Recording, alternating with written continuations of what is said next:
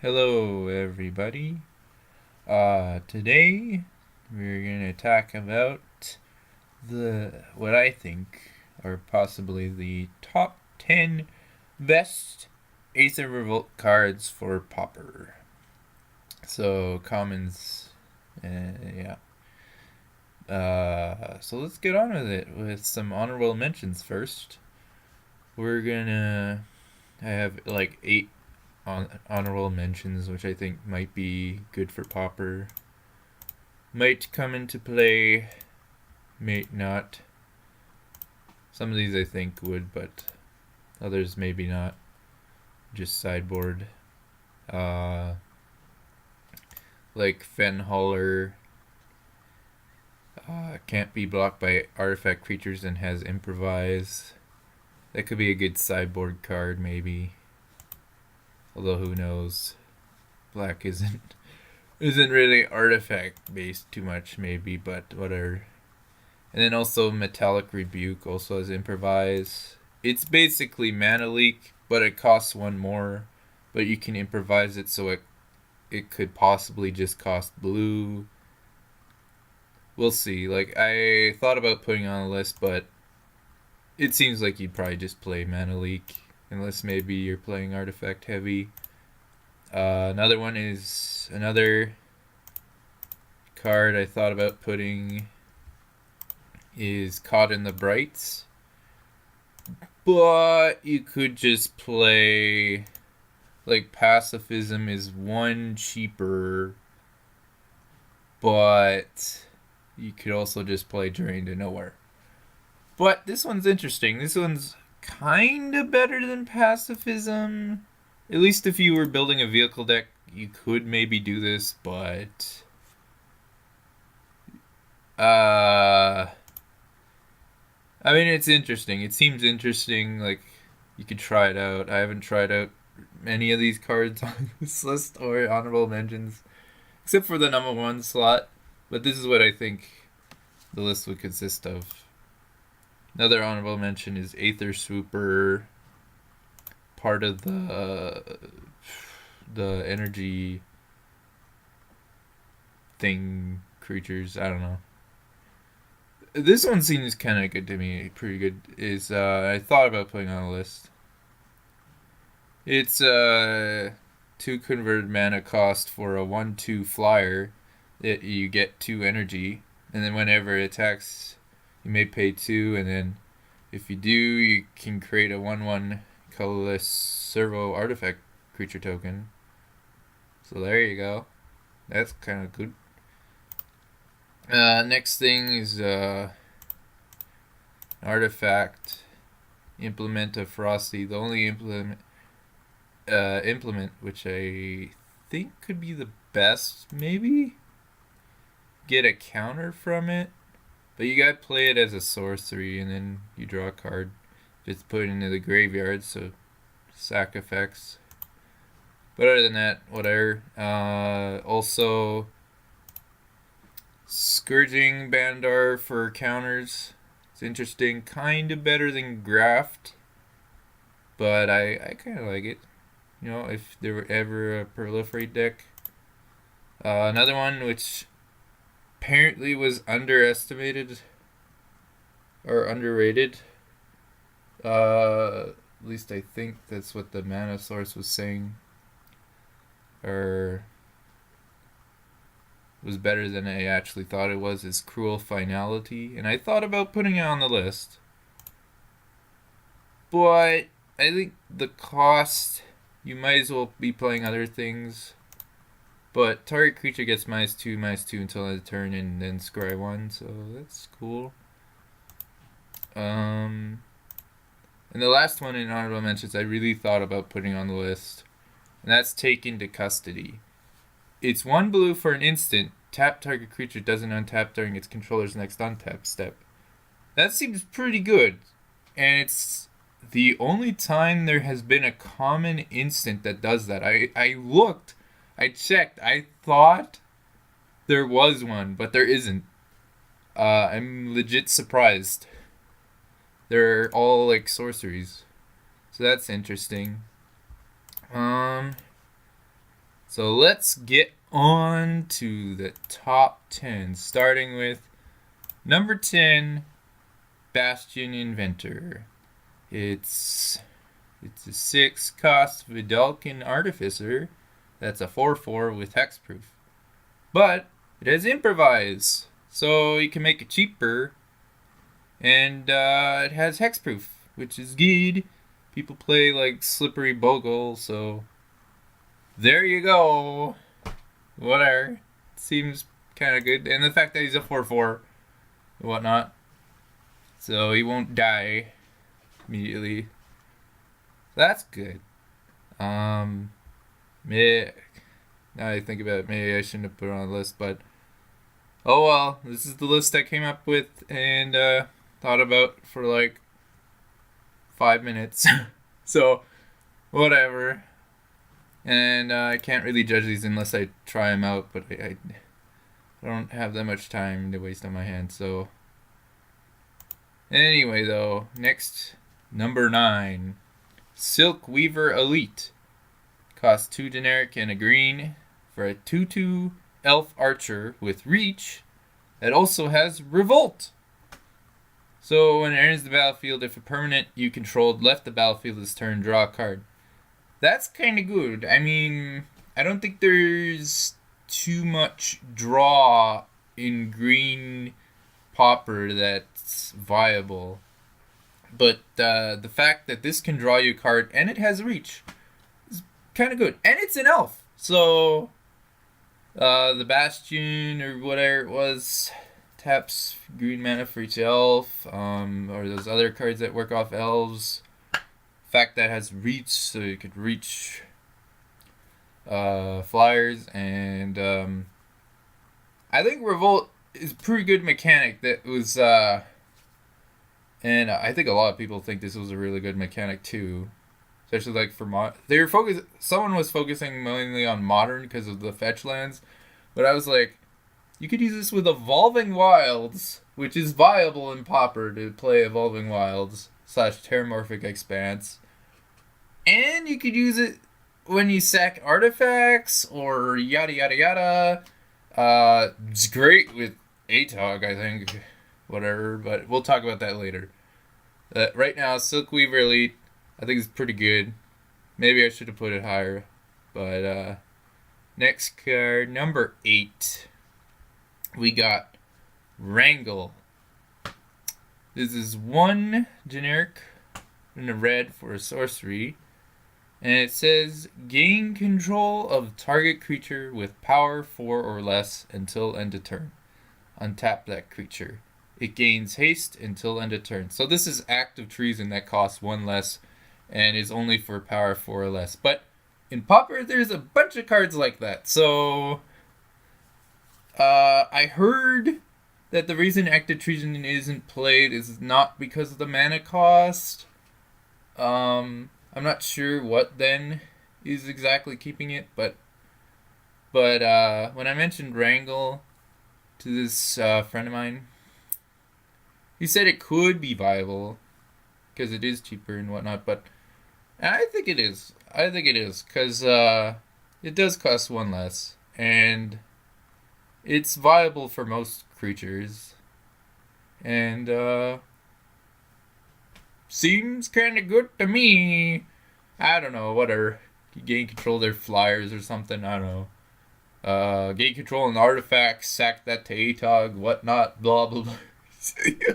Blah blah blah, whatever. I don't know. This video has gone nowhere. Let's move on to number 7.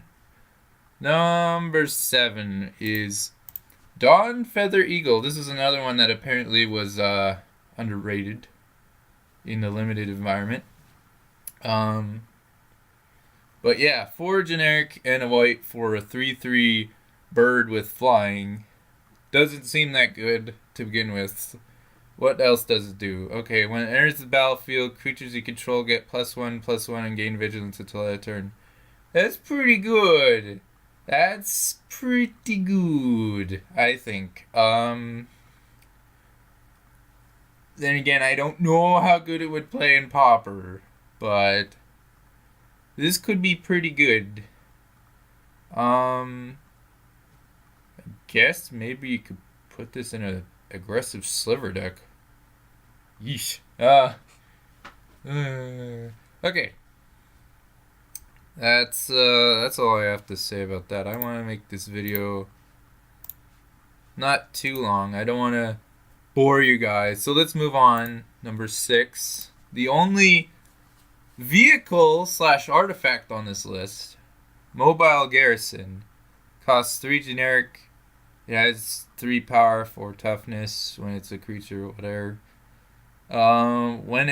Whenever Mobile Garrison attacks, untap another target artifact or creature you control as crew 2. So I might have put this too high, maybe, but also most of this list, the numbers of where I place these cards mostly don't mean too much because I haven't played them, but the number one I think will be like mostly number 1 probably. But this one, I don't know. I really don't know. But it seems good because it's not untapped art of it. One of the creatures that you crewed it with. It's any creature you control or artifact. So you could untap. You can stinking untap Thermo Alchemist for another 1 point of damage. Extra 1 point of damage. I think that's hilarious. It's unfortunate that's not when it blocks.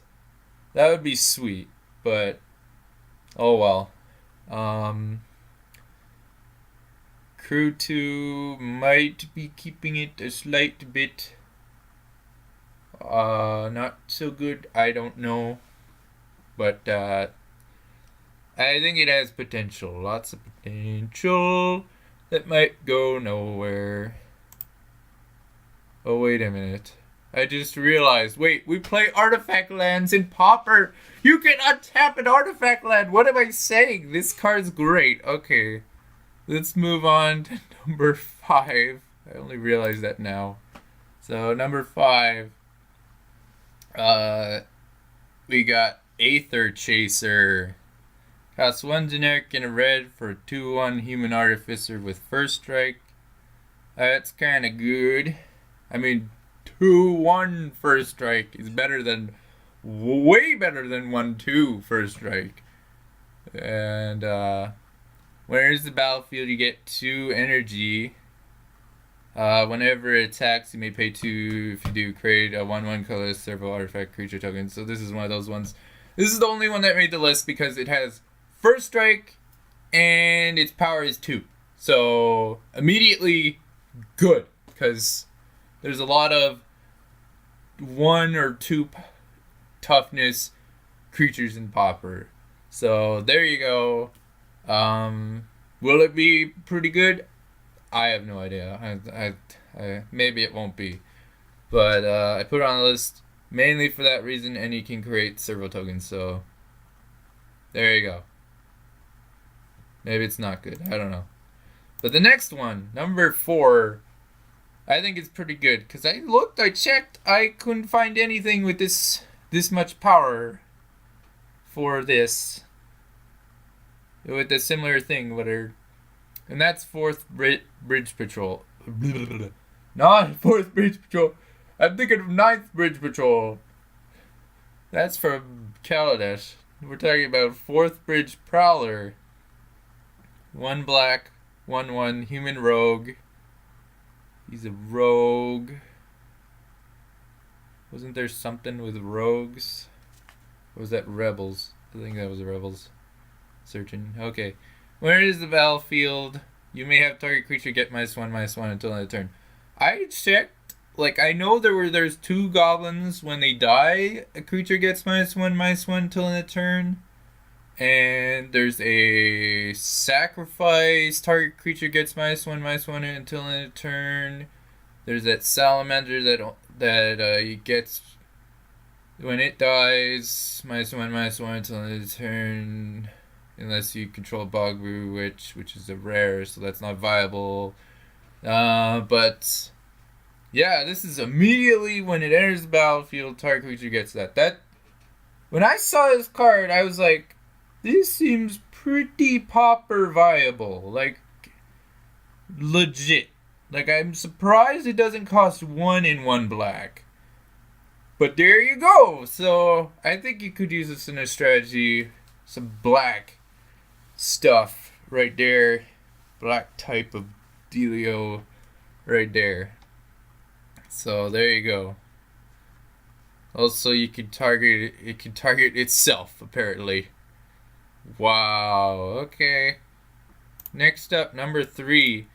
Getting into, like, the top 3. I think these cards are absolutely, for sure, pretty much going to be in Pauper. At least number 2 and number 1. But this one, and probably even number 4, I think we'll see some Pauper play a bunch. And that's Sweatworks Brawler.